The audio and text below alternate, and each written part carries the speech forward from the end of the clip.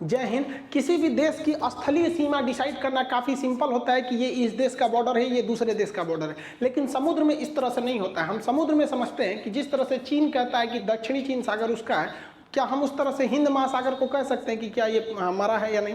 इसके पूरे नियम कानून को समझते हैं, क्योंकि इस खुले समुद्र पे बड़ी ज़्यादा विवाद हो रहा था। तो इस विवाद को सुलझाने के लिए 1974 में पहल किया गया था कि ये आखिर बाउंड्री कैसे खींचा जाएगा इसमें, क्योंकि अलग अलग समुद्र महासागर अलग अलग थे।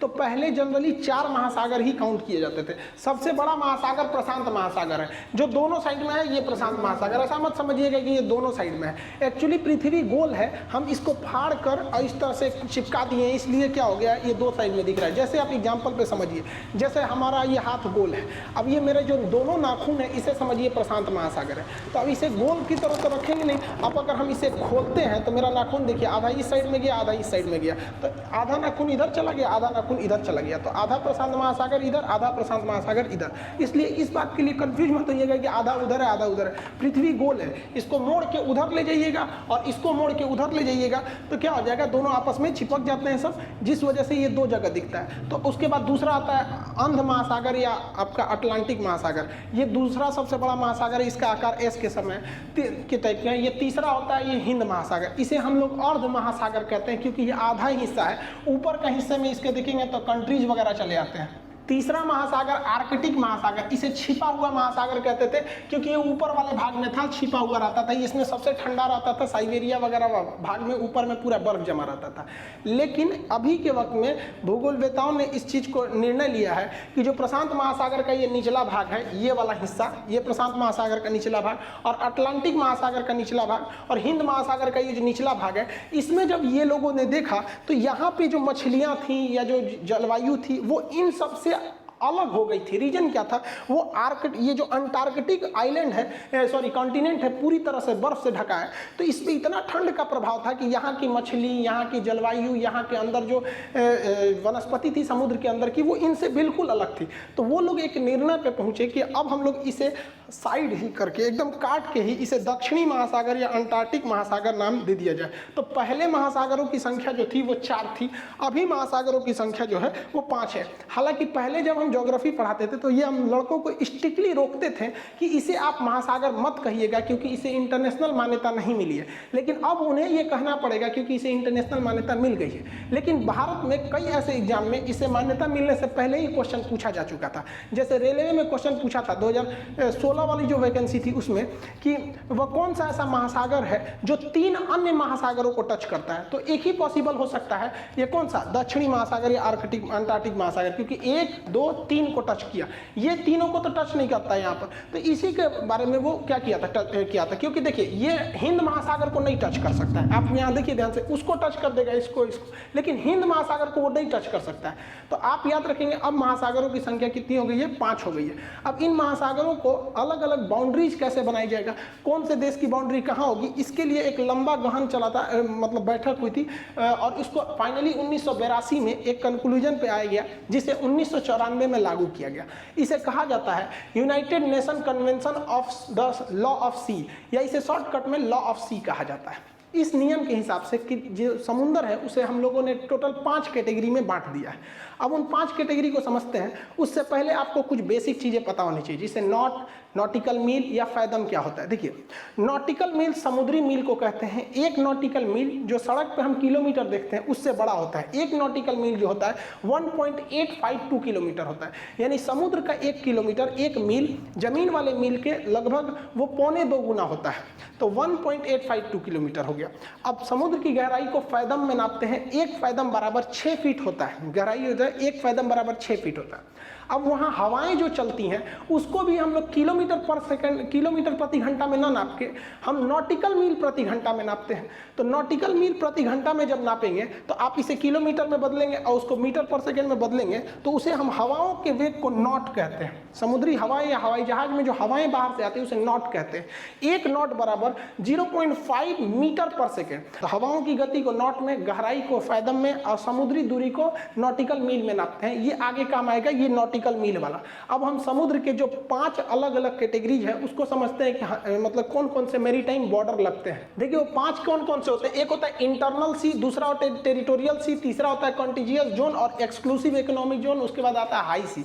ये 5 होते हैं, 4 इधर लिखा हुआ है, एक यहाँ है। देखिए समुद्र जो होता है, किसी भी देश का जो तट होता है, जो कोस्ट लाइन होता है, वो टेढ़ा मेढ़ा होता है। तो वहां से जब डिस्टेंस नापिएगा ना तो गड़बड़ हो जाता है। इसलिए एक इमेजिनरी लाइन ड्रॉ कर दी जाती है, काल्पनिक लाइन नक्शे पर ड्रॉ किया जाता है, जिसे हम लोग कहते हैं बेस लाइन, आधार रेखा। जिसमें हम यहाँ रेड कलर से खींचे हैं, ये आधार रेखा है। याद रखिएगा इस आधार रेखा का काम केवल ये है कि जो टेढ़ा मेढ़ा तट है उसे एक सीधी रेखा प्रदान करे। सीधी रेखा का मतलब ये नहीं कि इस तरह से सीधी रेखा, वो एक कंटिन्यूअस लाइन प्रदान कर सके, वो जिग जैग ना हो सके, इसलिए इसे हम कहते हैं बेस लाइन।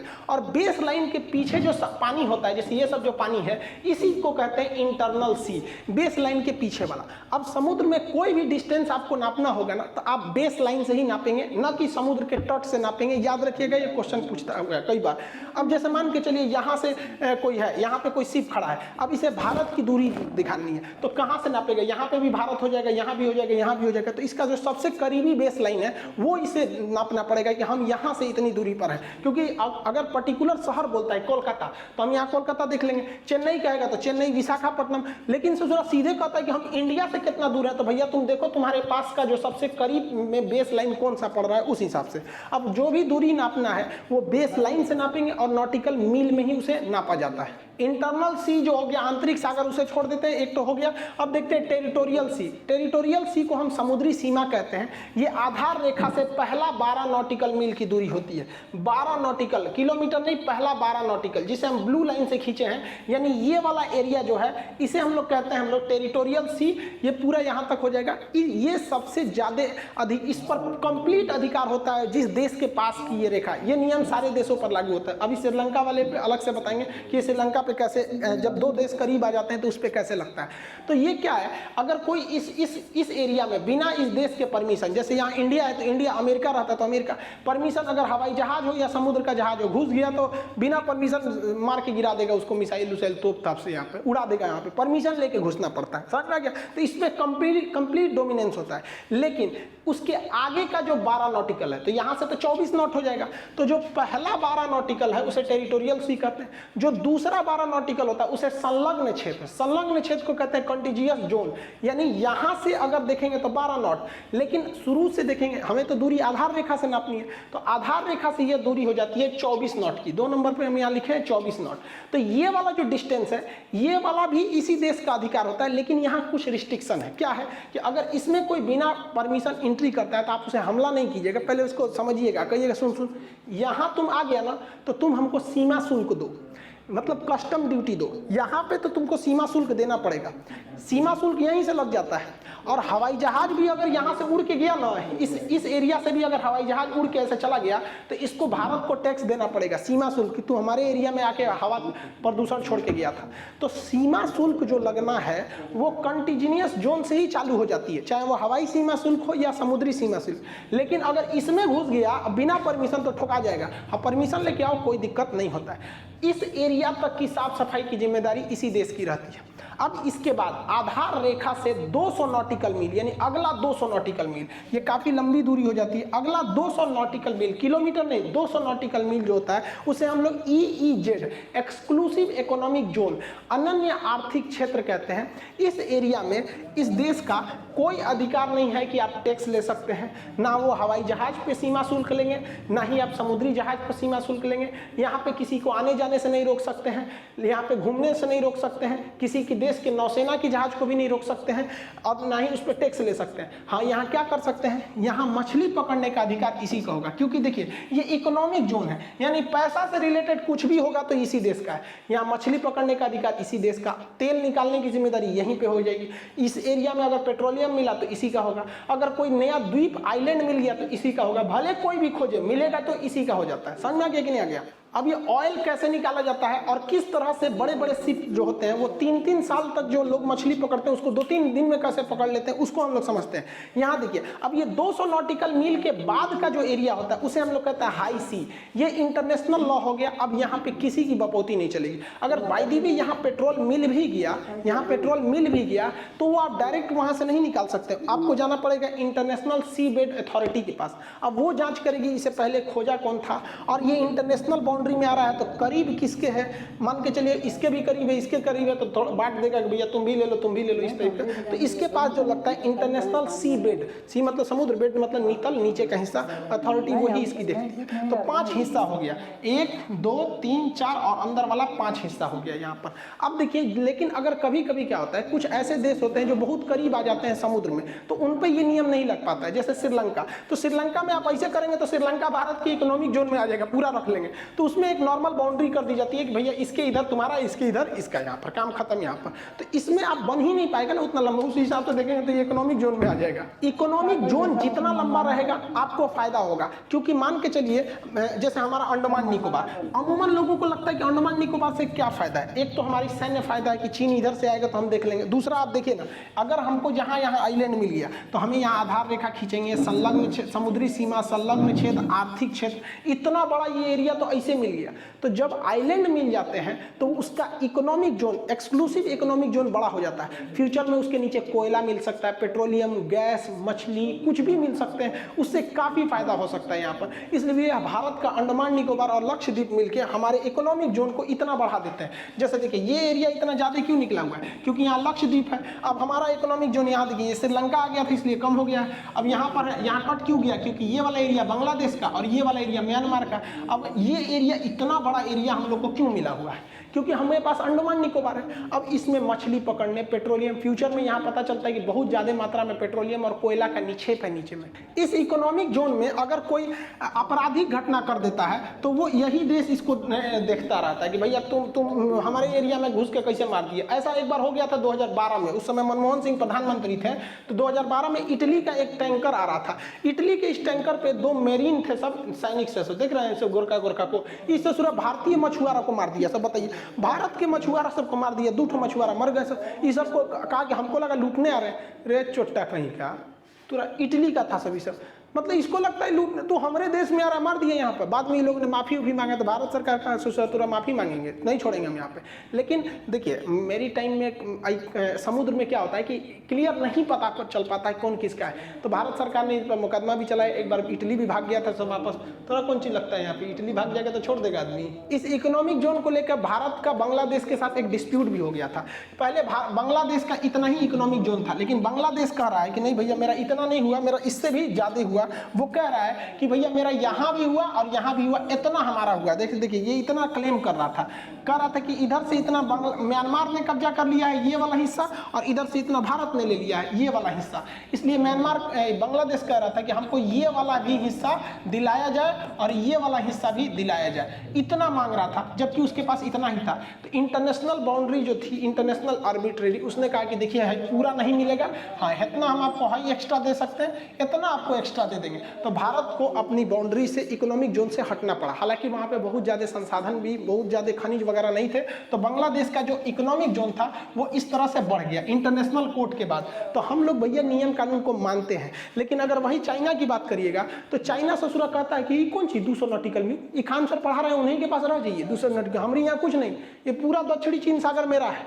उसके बाबा आदम के ज़माने 1940 में चीन के पास कोनो चिरकुट में नक्शा मिला। उस नक्शा में ऐसे 9 गो डाइस लाइन बना था, 1 2 3 4 5 6 7 8 9, इसको कहता है ये 9 डाइस लाइन है। ये समुंदर नहीं है, ये चीन है। ऐसा ससुरा पृथ्वी पर पैदा हुआ है सर। मतलब उसका कहना है कि समुंदर पे ना नियम लगता है, ये साधारण समुंदर नहीं है, ये चीन है ससुरा, छोटा चीन है। और कहता है कि ये पूरा मेरा है, इसके बाद मेरा लगेगा 12 नॉटिकल मील, फिर 24 नॉटिकल मील, 200 नॉटिकल मील। अरे चोट्टा कहीं का, ये मन में नहीं करता यहाँ पर। और इसके बीच में आइलैंड है सब, पैरासेल आइलैंड है, स्प्रेटले आइलैंड है सब यहाँ पर। अभी चाइना की नज़र इस पर इसलिए है क्योंकि दक्षिणी चीन सागर दुनिया का सबसे बड़ा समुद्र है। देखिए महासागर नहीं कर रहा, महासागर सबसे बड़ा प्रशांत महासागर, दुनिया का सबसे बड़ा सागर दक्षिणी चीन सागर। और यहाँ पर पेट्रोलियम बहुत ज़्यादा, गैस बहुत ज़्यादा, मछली का भंडार बहुत ज़्यादा, और ट्रेड इस रूट से बहुत ज़्यादा होता है। तो चाइना की नज़र इस समुद्र पे नहीं है बल्कि इसके नीचे वाले खनिज पर है। अब जिस तरह से बांग्लादेश जो था वो इंटरनेशनल कोर्ट में केस किया कि भैया हमको इतना एक्स्ट्रा चाहिए, तो कोर्ट ने फैसला सुनाया तो भारत ने दिया ना। तो इसी तरह फिलीपीन जो था उसने कहा कि भैया ही हमारे दुआरी तक चल आया है, यहाँ पे हमारा तो ये पूरा एरिया मेरा हुआ ये यहाँ पर। तो इंटरनेशनल कोर्ट ने कहा हाँ भैया ये वाला एरिया तो फिलीपीन का ही होता है, चाइना का नहीं होता है। तो चाइना का इंटरनेशनल कोर्ट क्या होता है? हम कुछ नहीं मानते हैं। चाइना की नीति है कि किसी गरीब को, कमजोर को इतना दबा दो कि कोई उठ ना पाए। किसी भी समुद्र में कोयला निकालने के लिए एक बहुत हैवी मशीनरी लगती है, पेट्रोलियम निकालने के लिए रिग लगाना पड़ता है, वो कैसे काम करता है, या फिर मछली पकड़ने के लिए किस तरह से आते हैं, उन सब के बारे में हम समझा देते हैं। देखिए चाइना क्या करता है, कहीं भी घुस के मछली पकड़ लेता है, किसी दूसरे के देश में जाएगा 2-3 दिन के अंदर पकड़ लेगा। अभी हाल ही में इसने पाकिस्तान में आया है, और पाकिस्तान में लंगर डाल के पाकिस्तान 3 साल में जितनी मछली पकड़ता है ना, ये ससुरा 2 दिन में उतना मछली पकड़ के लेके चल गया यहाँ से ससुरा। और वहाँ ग्वादर के लोग मुड़ी पीट रहे, लगे ससुरा बलूचिस्तान वाले लोग हमारा मछली ले गया, अब गरई मछली बचल है सर, वहाँ पे खाएगा वो गरई मछली। अब ये इतना 3 साल में जितना लोग नॉर्मल आदमी मछली पकड़ते हैं, ये 2 दिन में कैसे पकड़ लेता है? तो भारत और हर डेवलप देश के पास पूरी फिश प्रोसेसिंग शिप होती है। ये शिप बहुत बड़े होते हैं सब, इतना बड़े, इनकी जाल जो होती है कई किलोमीटर में होती है। अब ये इतने बड़े बड़े शिप होते हैं और इसके नीचे कई फ्लोर होता है। अब ये तो इतना दिखाई दे रहा है आपको, अभी कितना अंदर गया होगा। इसके नीचे पूरी फैक्ट्री लगी होती है मछली को कटिंग करने के लिए। ये शिप कितने बड़े होते हैं आइडिया लगाइए। ये जितना बड़ा ये दिख रहे हैं, ये गाड़ी खड़ी है 4 व्हीलर, ये जितने 4 व्हीलर बाहर दिख रहे हैं ये सब इसमें ये सामान लेगा। यहाँ पर ये किसी शहर में नहीं रहा पाएगा, ये पूरा लेके चल लेता है। इतने बड़े बड़े शिप होते हैं और इस शिप में कई डेक होते हैं, जिसमें क्या होता है कि मछली तो एक और से साइड से पकड़ लो, यहाँ से मछली पकड़ के और नीचे भेज दिया जाता है। नीचे पूरी मशीन लगी हुई, कन्वेयर बेल्ट, एक जगह कटिंग वगैरह हो रहा है और कटिंग करते करते आगे भेज देते हैं सब। यहाँ चाइना में सी फूड का बहुत ज्यादा कंजम्पशन होता है, वहाँ कुछ भी खा लेते हैं ससुरा, कुत्ता, चमगादड़, कॉकरोच, ऑक्टोपस, कुछ भी खा जाते हैं सर। एक तो जनसंख्या ज्यादा है, उसमें से ससुरा दलिद्दर पूरा खा जाते हैं सब। पूरी दुनिया परेशान है चाइनीज शिप से कि ये कहीं भी आते हैं सर 2 दिन में लंगर डालेंगे सब। जब तक आप चाइना एम्बेसी को कॉल कीजिएगा, वहां से ले लीजिएगा, ये 2 दिन में जाल में मारेंगे सर। अब पूरा का पूरा शिप मछली लेके चल जाते हैं सब। पूरी दुनिया परेशान है। भारत में भी 1-2 बार लंगर डाला था सही सब मछली पकड़ने के लिए, भारतीय ने भी घींच के भेज दी, जाल रख ली ससुरा, तो यहाँ पे मछली मारेगा।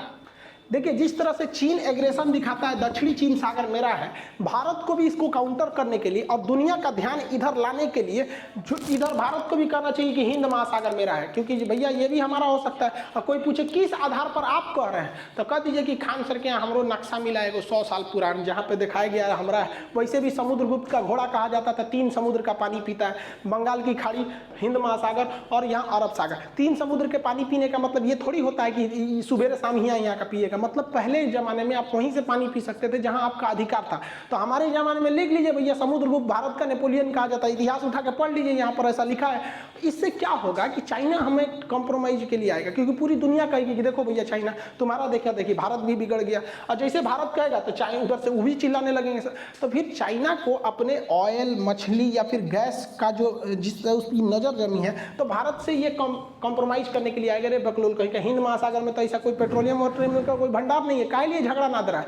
तो उस समय उसके बातचीत के टेबल पे आइए कि ससुरा ये गलवान ये लद्दाख वाला देख रहा है ना, या तो तुम इसको रखो या तो तुम इसको गंवा दो, दोनों में से कोई एक रखो। तो उसको हम लोगों ने खुला छूट दे दिया है। धीरे धीरे इस पर कम करना चाहिए, क्योंकि देखिए शरीफ इंसान को आप शराफत से मंगा सकते हैं, हरामी और कमीने जैसे लोगों को आप शराफत से नहीं मना सकते। क्योंकि अगर लोग बातों से समझ सकते तो बांसुरी बजाने वाले कृष्ण कन्हैया ना कभी महाभारत होने नहीं देते। आई होप आप इसको समझे होंगे कि मेरी टाइम बाउंड्री कितने टाइप की होती है और जो फिश प्रोसेसिंग है ये किस तरह से होता है। आगे की वीडियो में कभी आपको ऑयल ड्रिलिंग समझा देंगे कि ऑयल किस तरह से रिग में लगा के और रिग के माध्यम से ऑयल को ड्रिल करके निकाला जाता है, फिर गैस को किस तरह से निकाला जाता है। इसको किसी अन्य वीडियो में बताएंगे कि जो समुद्र का नितल होता है वहाँ से कोयले निकालने की प्रोसेस कैसे होती है। मिलेंगे नेक्स्ट क्लास में। जय हिंद।